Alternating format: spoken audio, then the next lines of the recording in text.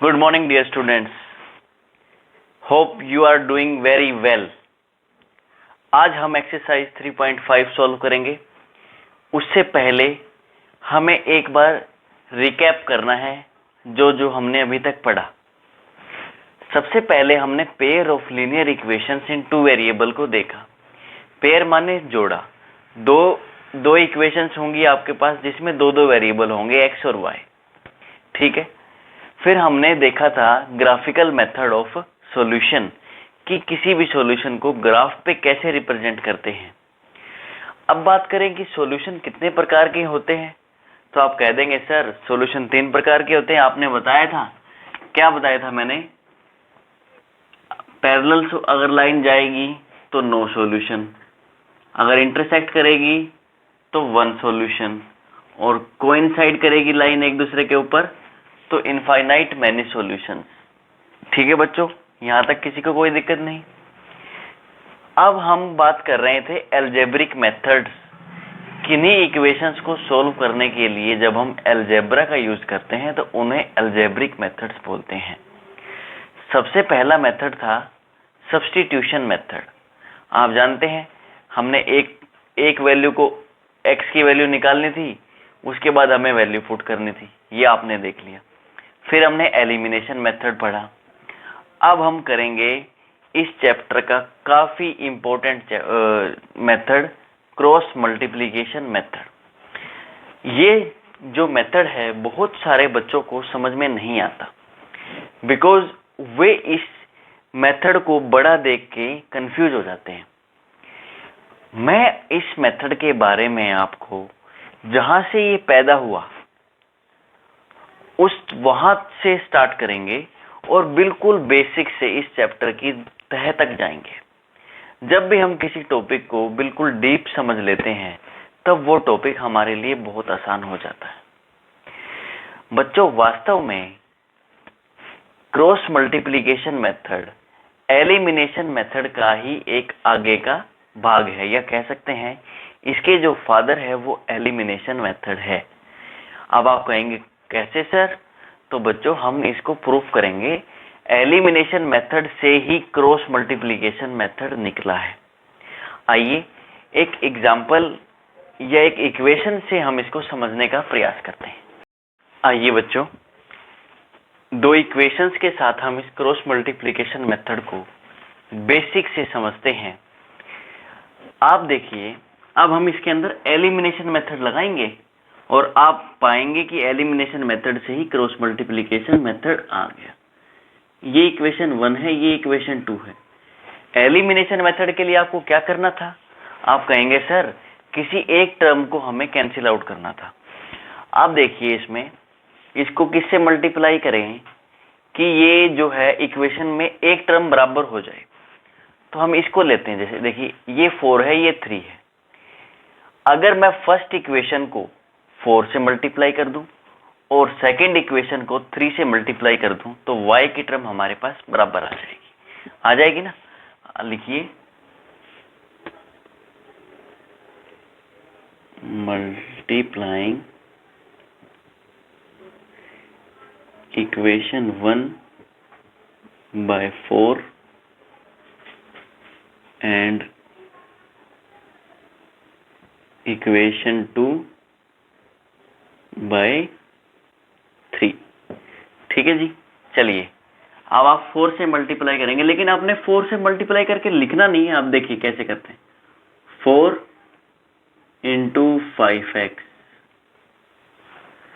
Plus 4 into 3y minus 35 into 4 is equal to 0। यहां तक किसी को कोई प्रॉब्लम नहीं, सिर्फ हमने मल्टीप्लाई किया। अब आप 3 से करेंगे इक्वेशन सेकंड को। 3 2x प्लस 3 4y माइनस 3 28। ठीक है बच्चों, यहां तक किसी को कोई दिक्कत नहीं है? आप कहेंगे नहीं सर, आप इसको ऐसे लिख सकते हैं। देखिए ये माइनस का 28, आप इसको प्लस का लीजिए, ये प्लस का हो जाएगा, ये -35 और -28, आप इसको ऐसे लिख सकते हैं। आप कहेंगे सर लिख सकते हैं, इसमें कोई दिक्कत नहीं। अब इनको मान लीजिए आप इक्वेशन 3 और इक्वेशन 4।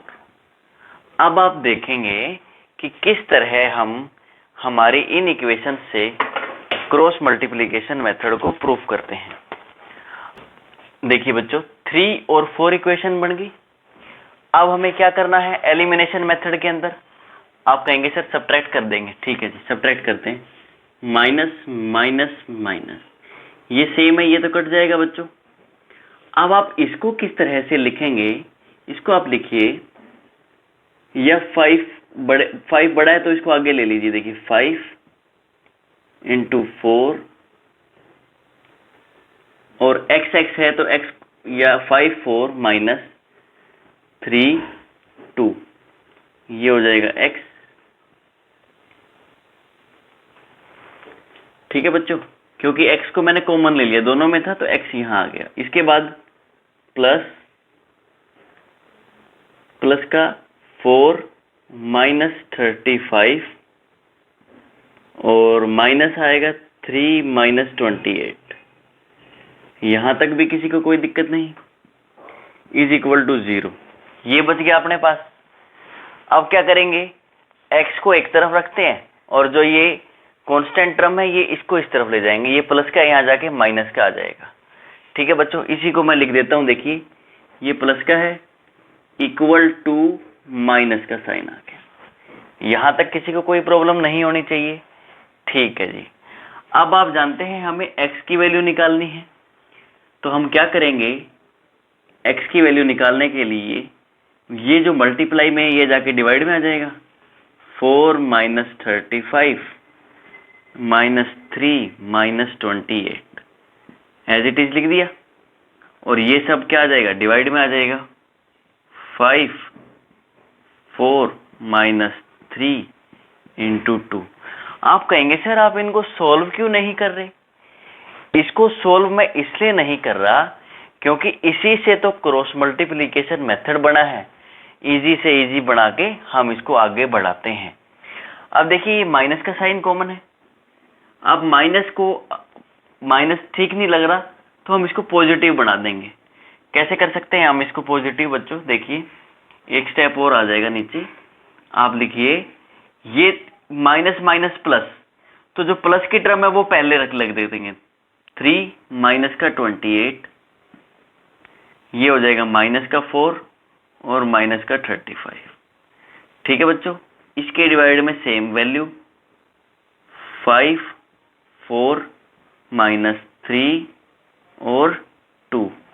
अब आप पाएंगे कि जो ये वैल्यूज है यही हमारी क्रॉस मल्टीप्लिकेशन मेथड की जड़ है। अब आप मुझे बताइए a क्या है? a1 a2 b1 b2 c1 c2, इन सब की वैल्यू रख लेते हैं हम। वैल्यू पुट करते हैं। a1 हो गया 5, a2 हो गया 2, b1 हो गया आपके पास 3, b2 हो गया 4, c1 35 माइनस का, ठीक है, और माइनस का 28 हो गया c2। आप समझ में आ रही है? हमने वैल्यू पुट कर दी। अब देखते हैं ये वैल्यू कौन कौन सी है। प्यारे बच्चों देखिए x बराबर है 3, वैल्यू कौन सी है? b1। -28 वैल्यू किसकी है बच्चों? c2। -4 वैल्यू किसकी है? b2। और 35 वैल्यू किसकी है? c1। डिवाइड बाय 5 वैल्यू किसकी है बच्चों? आप कहेंगे सर a1 की है, 4 b2 की है, -3 किसकी है? b1, और 2 किसकी वैल्यू है? a2। बच्चों ये मैंने क्यों करवाया है और आपको मैं क्यों सिखा रहा हूं? ये आपके कोई भी टीचर, किसी के पास इतना टाइम नहीं होता कि इन चीजों को डिराइव करके बताए, और वो बताना नहीं चाहते। लेकिन मैं ये आपके फायदे के लिए बता रहा हूं, ये सब इसलिए बता रहा हूं कि आपको क्रॉस मल्टीप्लिकेशन मेथड जो है वो आपके बिल्कुल अच्छे से समझ में आ जाए। अब एक वैल्यू देखिए आप, ये आ गई, ठीक है बच्चों, इस वैल्यू को नोट करके रखना। अभी आपके डाउट क्लियर हो जाएंगे, सारे के सारे A to Z doubt clear हो जाएंगे कि ये जो क्रॉस मल्टीप्लिकेशन मेथड है ये आया क्यों। दूसरी बात बच्चों, देखिए ये A1 B2 है, अब इसको चलो ये ऐसे ही रहने दो, लेकिन ये जो नीचे वाली जो डिनोमिनेटर है, this should not be equal to 0। अगर ये 0 के बराबर हो गया तो ये तो x की वैल्यू जो है वो अनडिफाइनाइट आ जाएगी, और अनडिफाइनाइट वैल्यू का कोई आंसर नहीं होता। ठीक है बच्चों, इसलिए ये जो टर्म है ये 0 के इक्वल नहीं हो सकती। आइए इसको हम एज इट इज छोड़ देते हैं। अब हम क्रॉस मल्टीप्लिकेशन मेथड को समझते हैं। आप कहेंगे सर कमाल हो गया, एकदम अच्छे से समझ में आ गई सारी बातें, आपने तो इतना आसान बना दिया इसे, जैसे तो हमारी मम्मा हमें खाना इतना टेस्टी बना के खिलाती है। अब देखो, इसको रब कर देते हैं। अब देखिए बच्चों, अब हम इसकी फॉर्म लिखेंगे। क्या होती है हमारे पास, A1 x1 plus B1 y1 plus C1, A2 x2 plus B2 y2 plus C2 is equal to 0 होता है। ठीक है बच्चों, अब इस चीज को भूल जाओ, ऊपर वाले को भी भूल जाओ। अब हम सिर्फ क्रॉस मल्टीप्लिकेशन मेथड देखेंगे और उस चीज को इसके बराबर प्रूफ करके दिखा देंगे। इससे हमें पता लग जाएगा कि जो एक क्रॉस मल्टीप्लिकेशन मेथड है ये तो एलिमिनेशन मेथड का ही एक भाग है। अब देखिए आप यहां लिखेंगे बच्चों x, क्योंकि x के टर्म्स रहेंगी, एक रहेगी y की, मैं y माइनस y लूंगा, क्योंकि जो मेथड आपकी बुक्स में है दिया हुआ मेथड तो वही है, लेकिन उसमें थोड़ा सा प्रॉब्लम है, उसमें आप समझने के लिए आपको मुश्किल हो जाता है, पर मैं इसको आसान बना रहा हूं। x minus y is equal, यहां लिखिए 1। ठीक है बच्चों, अब आप देखिए आपने करना क्या है, जो भी चीज x के साथ है उसको भूल जाइए, इसको छुपा लीजिए। अब आपके पास बचा क्या, B1 B2 C1 C2, यही बचा ना, लिख लीजिए B1 by B2 C1 by C2। y के साथ क्या बचा, अब y की टर्म्स को छुपाएंगे आप तो आपके पास बचेगा A1 A2 C1 C2, A1 A2 C1 C2, और 1 के साथ क्या बचेगा, इसको छुपा लेंगे। ठीक है बच्चों, A1 A2 B1 B2, A1 A2 B1 B2। Book में क्या दिया हुआ है, आपने बुक में सिर्फ एक चीज दी हुई है, वो भी आसान है लेकिन ये ज्यादा आसान है। बुक में दिया हुआ है आपको x के नीचे आप b से स्टार्ट कीजिए, b c, फिर ये जो है ये a नहीं लेना, यहाँ पर यहाँ b आ जाएगा, b c a b ऐसे आएगा, लेकिन हमने इसको आसान बना दिया, थोड़े ज्यादा टर्म्स लिख दिए, उसको भी मैं बता दूंगा, वो देख लीजिए वो भी कैसे होता है। बुक वाला मेथड ये है, x y 1, यहाँ लिखिए आप b B1 B2 C1 C2, फिर A1 A2 और B1 B2। अब इनको क्रॉस मल्टीप्लिकेशन करना है। ठीक है, पर ये चीज है कि इसमें ये यहां भी आ रहा है यहां भी आ रहा है, अब आपको कंफ्यूजन ना हो इसलिए मैंने इसको अलग अलग करके लिख दिया। इसमें क्या होगा, इसमें होगा, देखिए जब कोई मल्टीप्लिकेशन B1 C2 जब नीचे की तरफ आ रहा है तो वो तो हो जाएगा प्लस का, और नीचे से ऊपर जा रही है वो चीज, वो हो जाएगी माइनस की। इसमें भी हमने ऐसा ही करना है। इसमें देखिए आप B1 C2 और B2 C1, ये ऐसे करना है, क्रॉस मल्टीप्लिकेशन करनी है, क्योंकि हमारे मेथड का नाम ही क्रॉस मल्टीप्लिकेशन मेथड है। एक बार के लिए मैं इसको रब कर देता हूं, इस चीज को समझ लीजिए, जिसने इसको समझ लिया वो ये भी समझ लेगा। ठीक है, इसमें कोई दोहराई नहीं है। आइए अब आप लिख सकते हैं इसको, x बराबर x डिवाइड बाय, लिखेंगे क्या, B1 C2 minus B2 C1 बराबर है y के, माइनस का y था, माइनस का y है तो क्या हो जाएगा A1 C2 minus A2 C1 और इज इक्वल टू 1। क्योंकि ये तीनों के आगे बराबर का साइन रखेंगे तभी तो हम वैल्यू फाइंड आउट कर पाएंगे बच्चों। ये देखिए A1 B2 minus B1 A2, ये आपकी 3 टर्म्स आ गई। मान लीजिए आपने ये निकाल ली वैल्यू, ठीक है, तो आप क्या करेंगे, x की वैल्यू निकालनी है आपको, तो ये टर्म इसके इक्वल पुट कर लेंगे।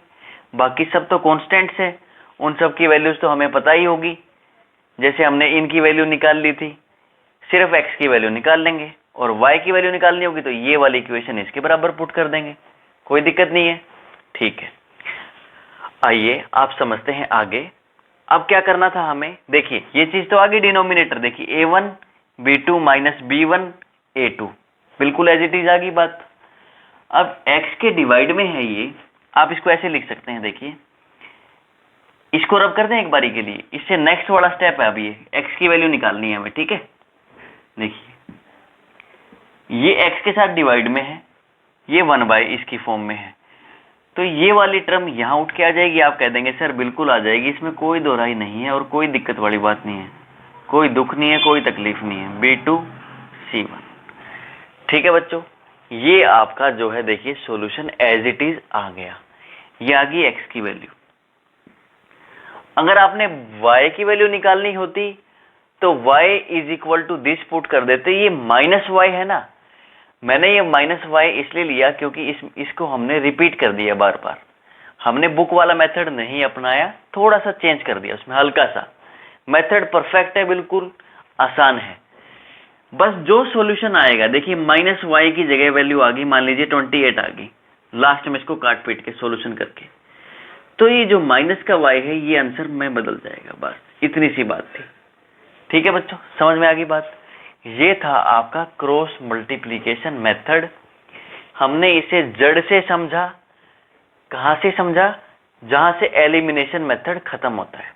एलिमिनेशन मेथड से ही हमारा क्रॉस मल्टीप्लिकेशन मेथड जन्मा है, पैदा हुआ है, और हमने इसको बिल्कुल अच्छे से समझ लिया। अगर अभी भी किसी को दिक्कत है तो सबसे पहले तो मैं आपसे कहूंगा कि इस वीडियो को दोबारा देखें और पूरा नोट करते चलें, ठीक है। फिर भी ना आए तो ये इतना इंपॉर्टेंट नहीं है सबके लिए, बस जो इस मेथड को जड़ से समझना चाहता था ये उसके लिए इंपॉर्टेंट है। क्रॉस मल्टीप्लिकेशन मेथड अब हम हमारे क्वेश्चंस के जरिए समझ पाएंगे अच्छे से। इस वीडियो के लिए इतना ही बच्चों, बहुत मेहनत लगती है। मैं आपसे ये नहीं कह रहा कि मैं कुछ उम्मीद कर रहा हूं आपसे, बस ये है कि अच्छा लगता है, दिल को खुशी मिलती है अगर आप लोग कमेंट करें, लाइक करें, शेयर करें, हमें भी हौसला बिल्डअप होता है हमारा। ठीक है बच्चों, इस वीडियो को यहीं खत्म करते हैं। क्रॉस मल्टीप्लिकेशन मेथड खत्म होता है। अब हम एक एग्जाम्पल लेंगे और एग्जाम्पल के बाद डायरेक्ट क्वेश्चंस के ऊपर चलेंगे।